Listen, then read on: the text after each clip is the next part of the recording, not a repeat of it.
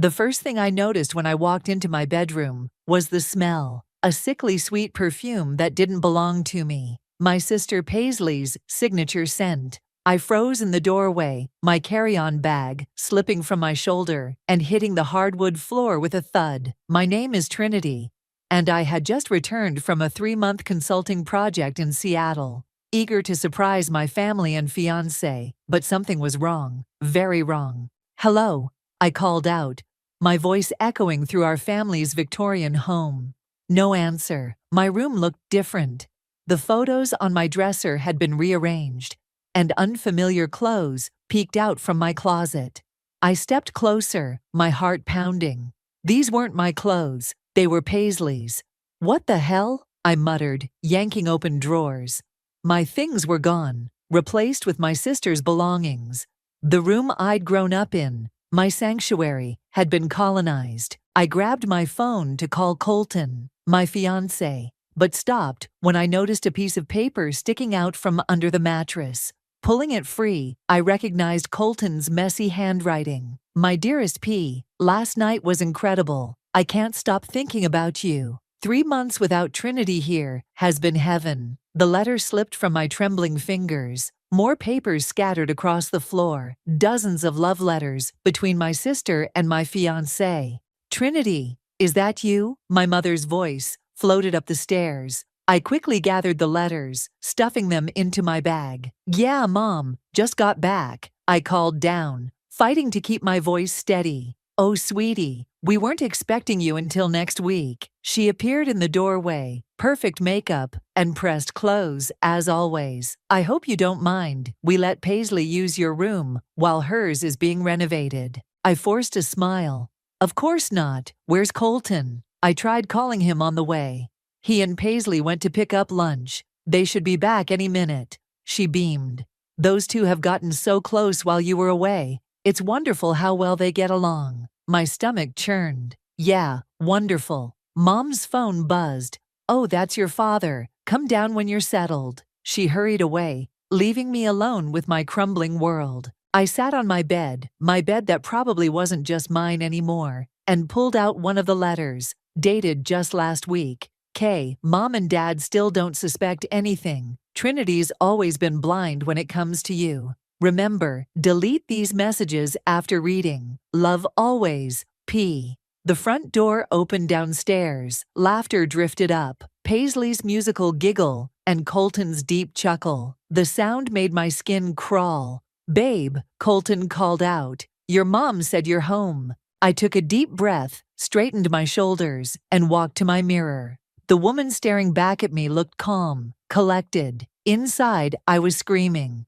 "Coming," I called down, my voice honey-sweet. I tucked the letters deeper into my bag and headed downstairs. Colton stood in the foyer, still devastatingly handsome in his tailored suit. Paisley lounged against the wall beside him, wearing one of my old sweaters like it belonged to her. "There's my girl." Colton moved to embrace me. I let him, noting how he smelled like Paisley's perfume. "Surprise," I chirped, hugging him back. Over his shoulder, I watched Paisley's face. For just a moment, her perfect mask slipped, showing something like fear. "We brought lunch," Paisley said, holding up takeout bags. "Your favorite, Thai food." Wrong. Thai food was her favorite. Mine was Italian. But of course, she wouldn't know that. She'd been too busy stealing my life to learn such details. "How thoughtful," I said, following them to the kitchen. "I have so much to tell you all about Seattle." "Can't wait to hear everything," Colton said, his hand lingering on my waist. The engagement ring he'd given me felt like it was burning my finger. As we sat down to eat, I watched them. My perfect sister, my faithful fiancé, my doting parents. They had no idea what I'd discovered, no idea what was coming. I smiled and nodded as they chatted, playing my part perfectly. But inside, I was already planning. They wanted to play Happy Families? Fine. I'd play along, right until the moment I burned it all down. "More spring rolls, Trinity," Paisley offered, all innocence and light. "Thanks, sis," I said, taking one. "You know, I think this homecoming is going to be really special." And it would be, just not in the way they expected. "You're not going to believe what I found," Andrea whispered, sliding into the booth across from me at our usual coffee shop. Her laptop was already open, fingers flying across the keyboard. I'd called my coworker and closest friend the moment I could slip away from the house. If anyone could help me uncover the full extent of Paisley and Colton's betrayal, it was Andrea. She had a gift for digital detective work. "Look at this." She turned the screen toward me. I managed to recover deleted emails from Colton's work account. The timestamps go back almost a year. My coffee turned to acid in my stomach as I scrolled through the messages. Lunch dates, secret meetings, hotel reservations. A whole year? My voice cracked. "They've been doing this since before I even left for Seattle?" Andrea reached across the table and squeezed my hand. "There's more. Remember that charity gala last Christmas? The one you couldn't attend because of food poisoning?" I nodded, already seeing where this was going. "Check the email from December 23rd. The message loaded, and I felt the blood drain from my face. P. Slip the ipecac into her drink. She won't make it to the gala. Meet me there. K. They poisoned me. The words came out in a whisper. "Trinity," a familiar voice called out. I slammed the laptop shut as Paisley approached our table, all sunshine and designer clothes. "I thought I saw you through the window. Who's your friend?" "Andrea, my coworker," I said, forcing a smile. "We're just catching up on work stuff. What brings you here?" "Just picking up Colton's favorite latte." Paisley's eyes lingered on the closed laptop. "He's been so stressed lately, planning the wedding and all." "How thoughtful of you to help with our wedding preparations," I said, watching her face carefully. A flicker of something, guilt, fear, crossed her features before her smile returned. "That's what sisters are for. Speaking of which, Mom wants us to go dress shopping this weekend." "Perfect," I said. "I can't wait." After Paisley left, Andrea reopened her laptop. "There's something else you need to see. I found emails between Paisley and your mom from last month." The messages revealed a series of transfers from my mother's personal account to Paisley's. Large sums of money that had originally been set aside for my wedding. "Mom's been funding their affair," I said, feeling numb. "Trinity, look at me." Andrea leaned forward. "What are you going to do?" I pulled out my phone and opened my calendar. "First, I'm going dress shopping this weekend. Then, I'm going to destroy everything they hold dear." "I've got more digging to do," Andrea said. "But whatever you're planning, I'm with you." Later that evening, I sat through another family dinner, watching the performance unfold. Mom gushing over Paisley's new job, Dad nodding proudly, Colton's hand on my knee under the table, while he exchanged glances with my sister. "Remember when Trinity tried to start her own business?" Paisley laughed, cutting into her steak. "Thank goodness she stuck with consulting instead. That business would have succeeded if someone hadn't sabotaged my investor meeting," I said quietly, meeting her eyes. Funny how my presentation files disappeared right before the big pitch. The table fell silent. Paisley's fork paused halfway to her mouth. "Ancient history." Mom waved her hand dismissively. "Paisley, tell everyone about your promotion." My phone buzzed. A text from Andrea. "Found security footage from the hotel they use. Last meeting was 3 days ago. Sending now." I excused myself to the bathroom, watching the video with shaking hands. There they were, my sister and my fiancé, caught in an intimate embrace in the hotel lobby. When I returned to the table, Colton pulled me close and kissed my cheek. "Everything okay, babe? You look pale." "Never better," I smiled, noting the faint trace of Paisley's lipstick on his collar. "Just thinking about our wedding. It's going to be unforgettable." Speaking of the wedding, Mom beamed. "I've been working on the seating arrangements with Paisley. She has such an eye for these things." "I'm sure she does," I said, raising my wine glass. "To family secrets. Family success." Paisley's glass trembled slightly as she raised it. Our eyes met over the rim, and I saw it, the first crack in her perfect facade. She knew I knew something, but she had no idea how much. My phone buzzed again. Andrea had found more evidence, more betrayals to uncover. The web of lies was unraveling thread by thread. More wine, anyone? I offered, playing the perfect hostess while plotting their downfall. Sometimes revenge is best served with a smile. You look stunning, sweetheart. Mom wiped away tears as I twirled in the wedding dress. The boutique's three-way mirror reflected my image back at me. A perfect bride in white lace. A beautiful lie. Paisley circled me like a shark, adjusting the train. The neckline's all wrong. Maybe something more conservative. I think it's perfect, I said, meeting her eyes in the mirror. Don't you want your big sister to look her best walking down the aisle, Paisley?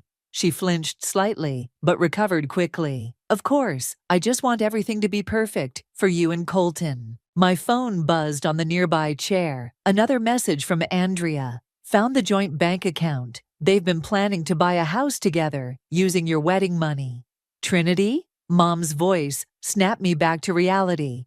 Should we put down the deposit for this one? Actually, I smiled. I think I need to try on a few more. Paisley's right. Everything needs to be perfect. While Mom chatted with the consultant, I cornered Paisley by the accessories display. That's a gorgeous necklace you're wearing. New. Her hand flew to her throat, touching the diamond pendant. Oh, this old thing? Just a birthday gift. Funny. I picked up a nearby tiara, examining it casually. It looks exactly like the one Colton said he was buying for our first anniversary. Even has the same inscription on the back. The color drained from her face. I don't know what you're talking about. Don't you? I leaned closer, keeping my voice low and sweet. The inscription reads, "Forever yours, Kay." Would you like me to read what's on yours? Before she could respond, Mom called us over to look at veils. The rest of the afternoon passed in a blur of tulle and tension, Paisley growing increasingly nervous while I maintained my mask of bridal bliss. That evening, Colton took me to dinner at our favorite restaurant. Or rather, what he thought was our favorite. It was actually Paisley's preferred spot. To us, he raised his glass, flashing that charming smile that once made my heart race. Now it just made my skin crawl. To us, I echoed. Oh, that reminds me. I stopped by the bank today to discuss our joint account. His fork paused, halfway to his mouth. What? The wedding fund, I clarified, watching him squirm. The teller mentioned some unusual transfers. Isn't that strange? Must be a mistake, he said quickly. I'll look into it tomorrow. Please do. I smiled. By the way, I ran into Julian today. You remember my cousin? He's a real estate agent now. Mentioned something about a house you were interested in. Colton's knuckles went white around his wine glass. Just browsing options for our future. How thoughtful, I said, pulling out my phone. Actually, Julian sent me the listing. Beautiful place. 3 bedrooms, garden. Funny though, the application has your name and Paisley's on it. Must be another mistake, right? The silence stretched between us like a rubber band about to snap. Finally, Colton cleared his throat. Trinity, I can explain. No need. I cut him off, standing up. I'm feeling a bit tired. Wedding planning, you know? Such a draining process. Let me drive you home, he offered, desperation creeping into his voice. I'll call a cab, I said, dropping my napkin on the table. Oh, and Colton, that lipstick on your collar, wrong shade for me, but it matches Paisley's perfectly. I walked out, leaving him stammering at the table. Outside, I texted Andrea. Time for phase 2, send everything to Julian. When I got home, I found Mom in her study, poring over wedding magazines. Mom, can we talk about the wedding budget? Of course, sweetie. I've been meaning to tell you. Some of the funds are temporarily unavailable. Transferred to Paisley's account, you mean? I asked innocently. She froze, papers slipping from her fingers. How did you? No, I finished for her. I know everything, Mom. Every transfer, every lie, every time you chose her over me. The only question is, why? Trinity, please, she started, but I was already walking away. Don't worry, I called over my shoulder. All will be revealed at the engagement party next week. I'm planning quite a show. In my room, my real room. which I'd reclaimed by simply moving Paisley's things to the garage.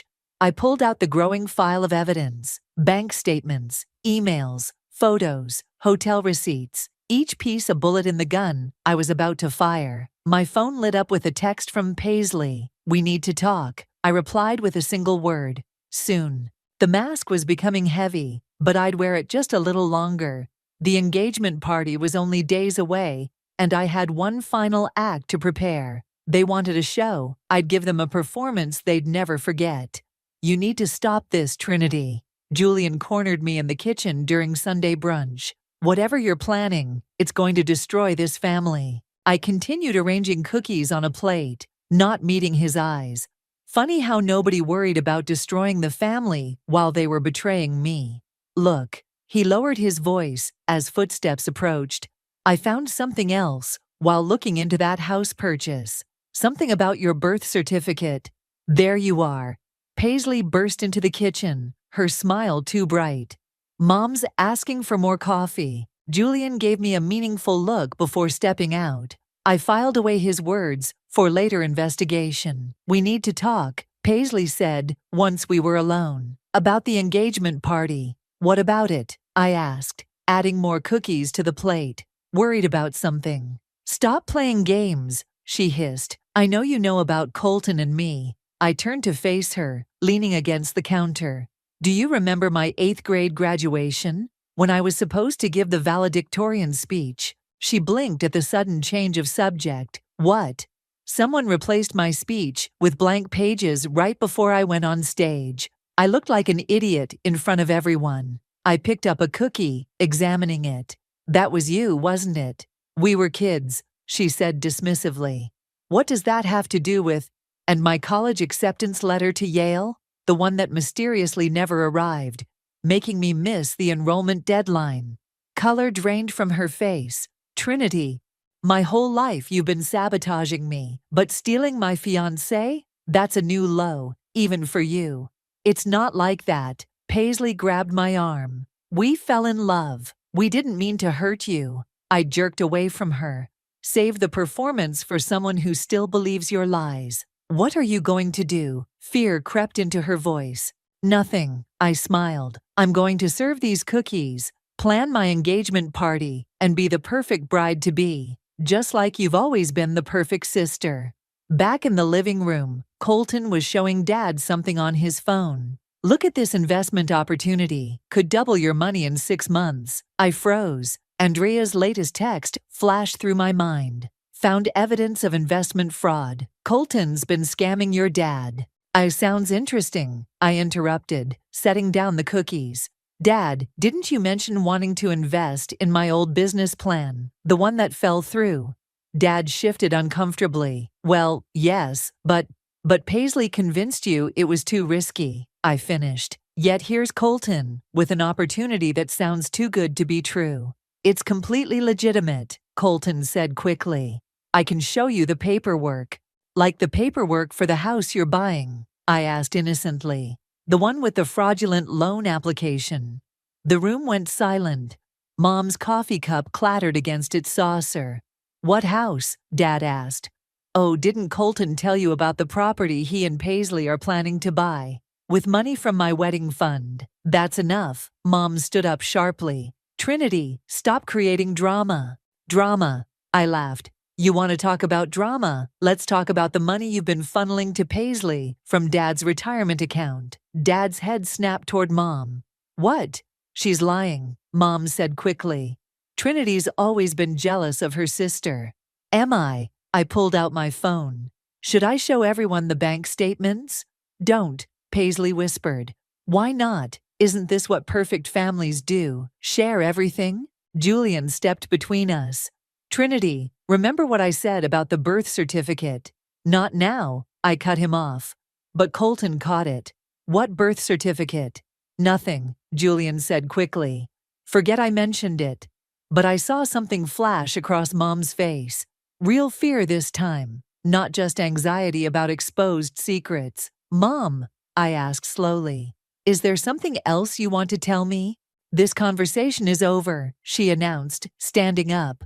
Trinity, I don't know what's gotten into you lately, but it stops now. You're right, I said, gathering my things. It stops at the engagement party. Everything stops then. As I walked out, I heard Paisley burst into tears. Her trademark move when things didn't go her way. But this time, it wouldn't work. My phone buzzed. Andrea, again. Found the birth certificate Julian mentioned. You need to see this now. I glanced back at the house, where my family was probably already spinning stories to explain away my behavior. They had no idea that their perfectly crafted lies were about to come crashing down. And apparently, the biggest lie of all was still waiting to be uncovered. I'm not actually their daughter. My hands shook as I stared at the documents spread across Andrea's kitchen table. How is this possible? According to these records, Andrea pointed to a highlighted section. You were adopted. But there's more. Look at the date on your adoption papers compared to Paisley's birth certificate. The dates were just 3 months apart. They adopted me right before Paisley was born. Your mom was pregnant with Paisley when they adopted you, Andrea confirmed. But here's the weird part. They never registered your adoption properly. Legally speaking, you're in limbo. My world tilted sideways. That's why Mom always favored Paisley. She's their real daughter. Trinity, Julian's voice, came from Andrea's doorway. I hadn't even heard him come in. I see you found out. You knew? I spun to face him. All this time, he sat down heavily. I overheard my parents talking about it years ago. But there's more to the story. Your biological mother. My phone rang, cutting him off. Colton's name flashed on the screen. Don't answer it, Andrea warned. But I did anyway. Trinity. Colton's voice was urgent. We need to talk about everything. Meet me at our spot?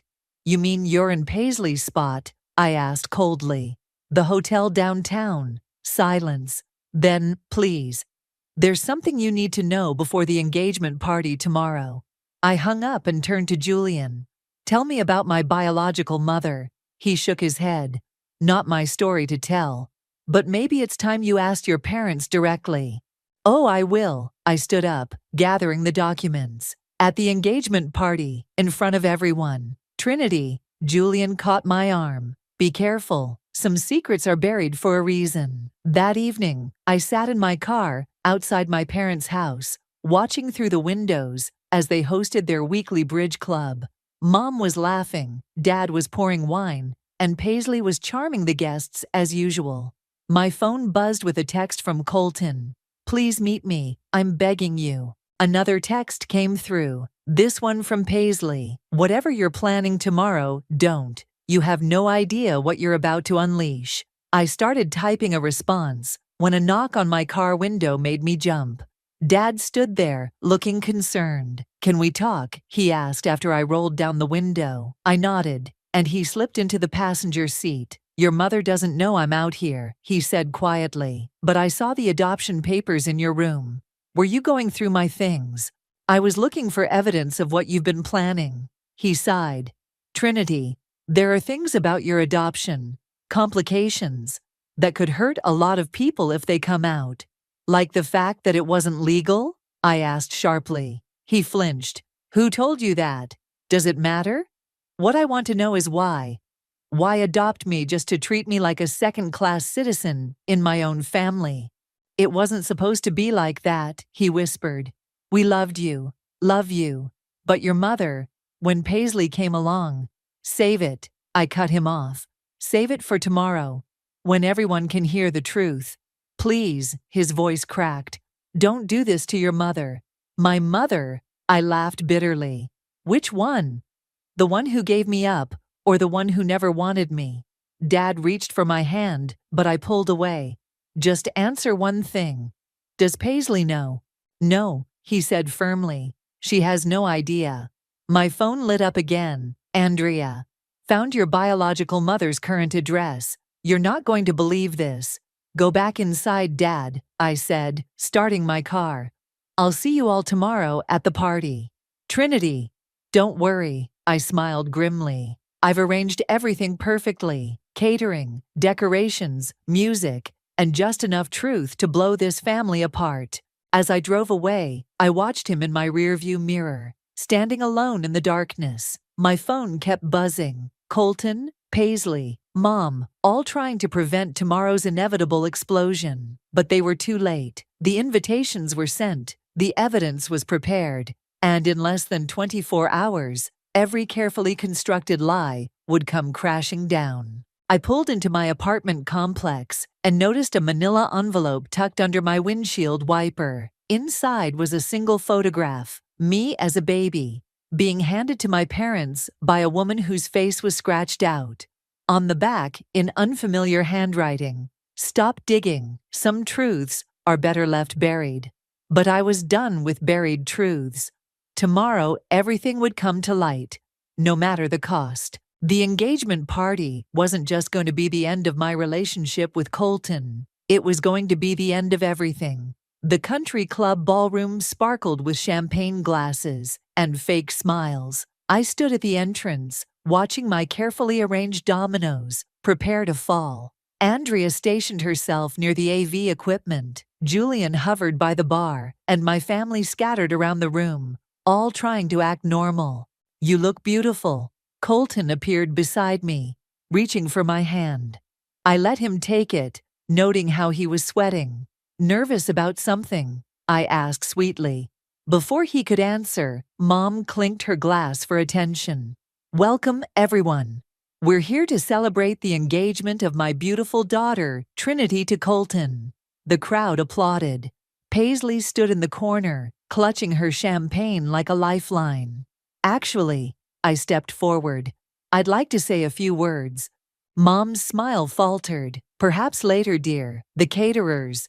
"No, now is perfect." I moved to the center of the room. "I want to thank everyone for coming to celebrate love, family, and truth." Andrea dimmed the lights slightly, right on cue. The projector screen lowered behind me. "First, let's talk about love." I clicked the remote. Photos of Colton and Paisley appeared on the screen. Their secret meetings, hotel rendezvous, intimate moments they thought no one would see. Gasps rippled through the crowd. Mom dropped her glass. "Next, family," I continued, switching to bank statements and transfer records. "Mom, want to explain why you've been emptying Dad's retirement account into Paisley's name? Or why my wedding fund was used to purchase a house for my sister and fiancé? Trinity, stop this immediately." Mom's voice shook. "Oh, but we haven't gotten to the best part yet, truth." I pulled out the adoption papers. "Let's discuss why you never legally registered my adoption. Was it because you were too busy preparing for your real daughter's arrival?" The room went deadly silent. Paisley's face had gone white. "What is she talking about?" she whispered. "Don't." Dad stepped forward, but I was already pulling out the photograph from my windshield. "This was left at my car last night. Mom, care to explain why you scratched out the face of my biological mother, or should we ask your sister Rachel to explain?" Mom staggered backward. "How did you find out that my real mother is my aunt?" I held up my phone. "DNA doesn't lie, Mom. Rachel's daughter, that's me, isn't it? Your own sister's child, adopted in secret to hide her teenage pregnancy. No wonder you resented me." "I never resented you," Mom protested weakly. "Really?" I laughed. "Then why did you let Paisley systematically destroy every opportunity I ever had? Why did you help her steal my fiancé?" "That's not what happened." Paisley finally spoke up.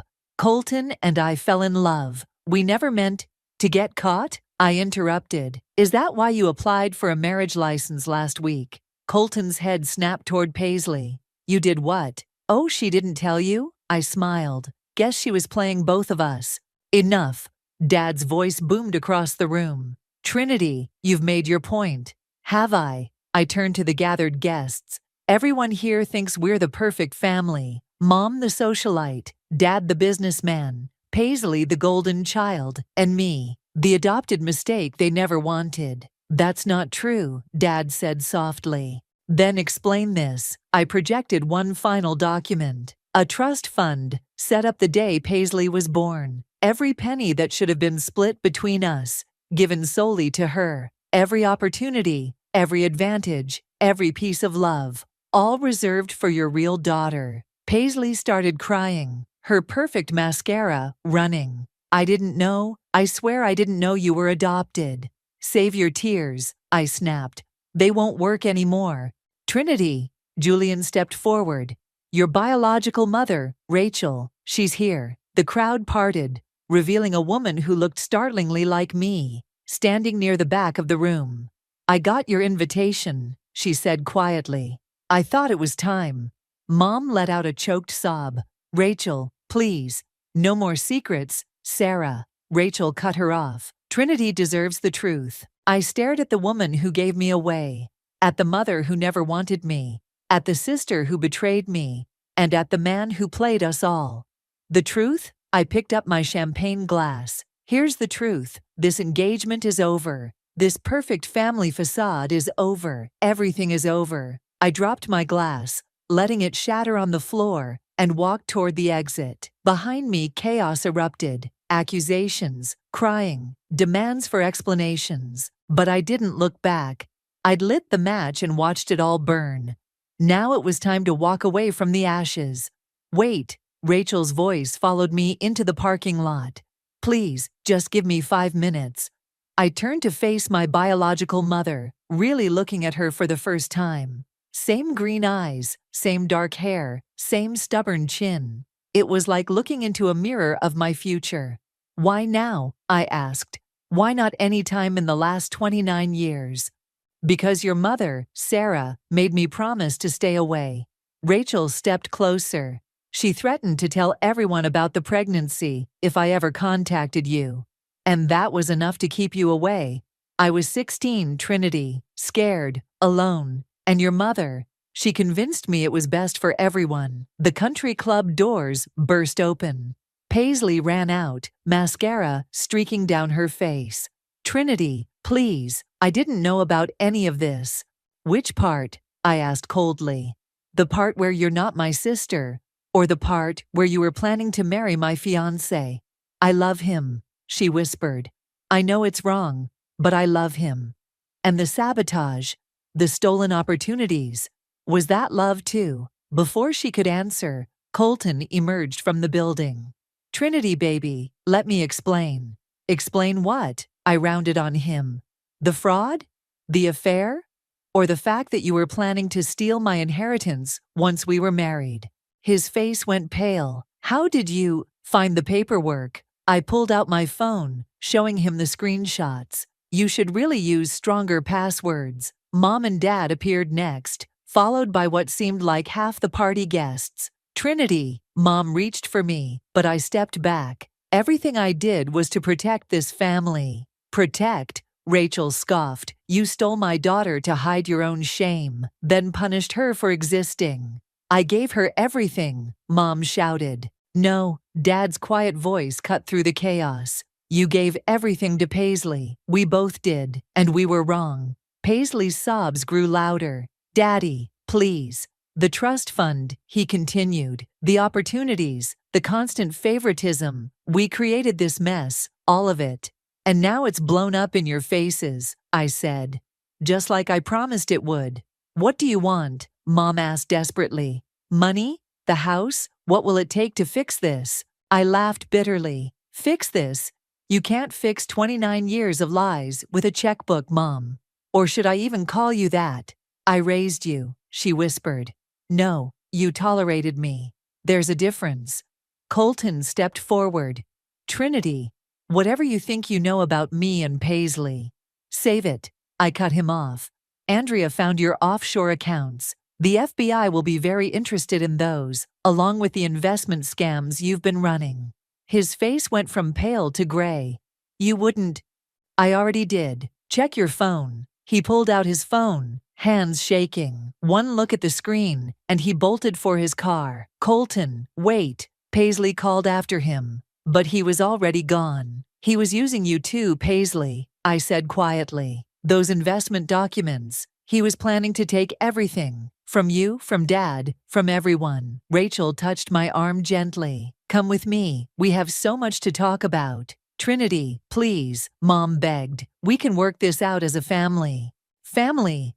I gestured to the chaos around us. This isn't family. This is a web of lies that's finally fallen apart.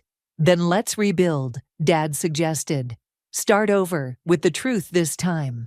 I looked at them all. Mom's desperate face, Dad's regretful one, Paisley's tears, Rachel's hope. The truth is, I said slowly, I don't want any of it anymore. Not the lies, not the competition, not the fake perfection. I'm done. What are you saying? Paisley whispered. I'm saying goodbye. I turned to Rachel.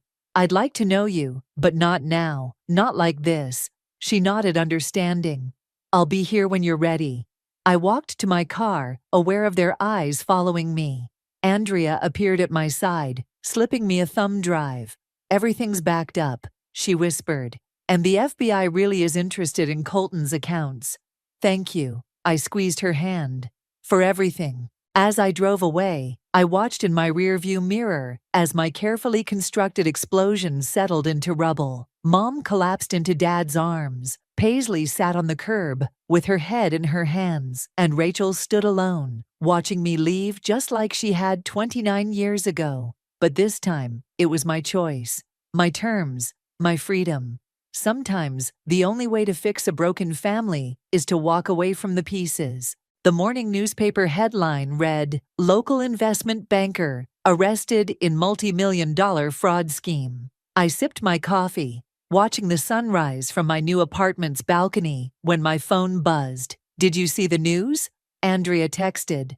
Colton's going away for a long time. Another text came through, from Paisley. Can we talk, please? I hesitated, then replied, Coffee shop on 5th, 30 minutes. When I arrived, Paisley sat alone at a corner table, looking nothing like her usual polished self. No designer clothes, no perfect makeup, just raw honesty in her eyes. I sold the house, she said as I sat down. The one Colton and I, well, you know.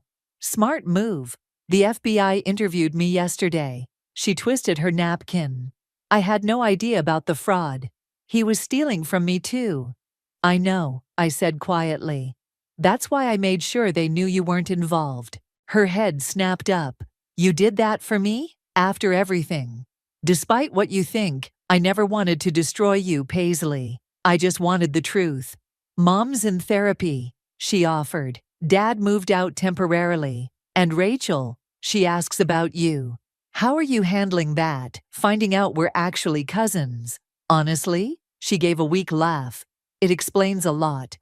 Why Mom always pushed me so hard to be perfect. Why she couldn't stand seeing you succeed. The barista brought our drinks. She'd ordered my actual favorite, not hers. You remembered, I noted. I'm trying to remember a lot of things, like how it felt before I started competing with you. Before I let jealousy turn me into someone I hate. My phone buzzed. Dad. The divorce papers came today. Can we meet? Dad, Paisley asked. I nodded. They're getting divorced, she continued.